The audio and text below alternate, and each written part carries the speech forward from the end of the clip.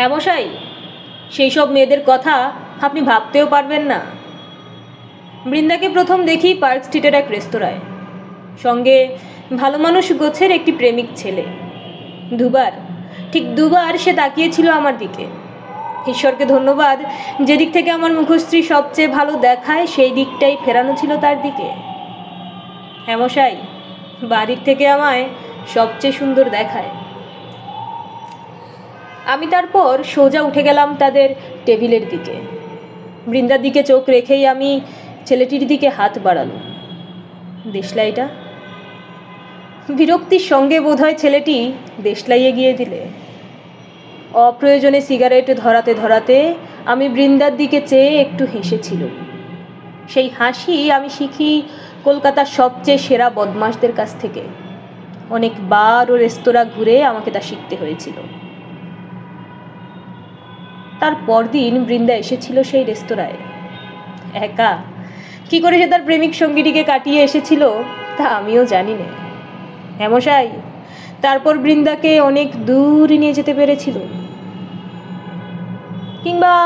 কিংবা মাধবীর কথাই ধরা যাক, যাকে আমি প্রথম দেখি ফিল্ম ক্লাবের এক শোতে, যার নীল রঙের ফ্লিউমাউথ গাড়িটাকে আমার ভাড়াটে ট্যাক্সি বাঘের মতো তাড়া করেছিল।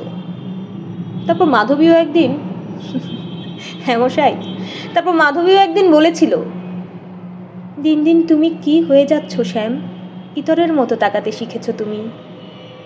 বলতে বলতে সে তার নরম মেরুদণ্ড পেছনে ভেঙে হেলিয়ে দিয়েছিল সবুজ ডিভানে। তবু বলি, আমার মন ছিল হাঁসের শরীর, আমার শরীরে ছিল উজ্জ্বল রক্ত আর বিশুদ্ধ বাতাস।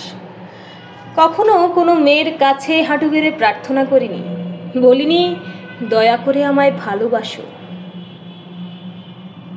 শুধু ওই একটি মেয়ে, ওই আটপৌড়ে ইতুই কখনো ভুলতে পারল না ভালোবাসার কথা।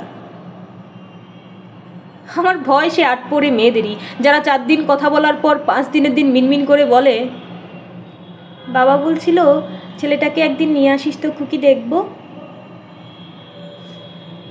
প্রেমের নামে আমি মশাই শীষ দিই, আমার চোখ ইতর হয়ে যায়, আমার ঠোঁটে ফুটে ওঠে সেই বিচ্ছিরি হাসি। আমি প্রেম সেরকমই বুঝি মশাই। তবু ঈশ্বর, তোমাকে অসংখ্য ধন্যবাদ যে আমার শরীরে এখনো বইছে উজ্জ্বল রক্ত আর বিশুদ্ধ বাতাস।